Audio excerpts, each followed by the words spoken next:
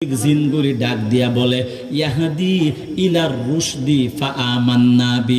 মুশরিক জিনগুলি বলে ওই নিজের গোত্রের কাছে গিয়া বলেন, এ তোমরা জানো এমন একটা কোরআন আমরা শুনলাম যে কোরআন মানুষকে জান্নাতের পথ দেখায়। সুবহানাল্লাহ বলেন। এ তোমার দুনিয়াদার নেতা তোমার জান্নাতের পথ দেখাবে না, আল্লাহর কোরআন তোমাকে জান্নাতের পথ দেখাবে। তোমার বাংলা বই তোমার জান্নাতের পথ দেখাবে না, আল্লাহর নবীর হাদিস তোমাকে জান্নাতের পথ দেখাবে। জোরে বলেন ঠিক কি না?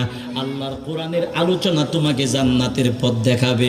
ওই জিনগুলি ডাক দেয় বলে, আমাদের গোত্রের জিনেরা এমন একটা কোরআন আমরা শুনলাম যে কোরআন জান্নাতের পথ দেখায়, জাহান্নাম থেকে বাঁচার পথ দেখায়, আল্লাহকে বন্ধু বানাবার পথ দেখায়, অন্ধকার কবরে জান্নাতি হওয়ার পথ দেখায়। জিনগুলি ডাক দেয়া বলে, এই জন্য ফাআমান্না বি, এই জন্য আমরা সবগুলি জিনেরা আমরা বিশ্বাস করিয়া মহাব্বত করিয়া আল্লাহর কোরআনের প্রতি ঈমান গ্রহণ করে মুসলমান হয়ে গেলাম।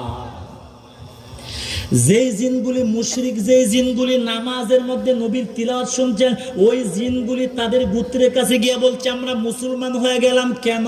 মানে ওই কোরআনটা জান্নাতের পথ দেখায়। ওই জিনগুলি বলে আমরা জাহান্নামে যাইতে চাই না, আমরা জান্নাতে যাইতে চাই।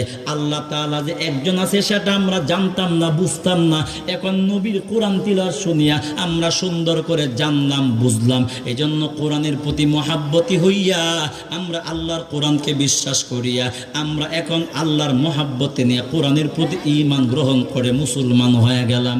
ও নবীর উম্মত, এই জন্য আল্লাহ তাআলা বলেন, গভীর মনোযোগ দিয়া এবং জবানকে ঠিক রাখিয়া যদি তোমরা আমার কোরআনের তিলাওয়াত বা আলোচনা শোনো, আল্লাহ বলে অবশ্যই আমি আল্লাহ আশা করা যায় রহমতওয়ালা বান্দা বানাবো। মানে রহমতওয়ালা বান্দা হলেই বান্দা জান্নাতি হইতে পারবা। সুবহানাল্লাহ।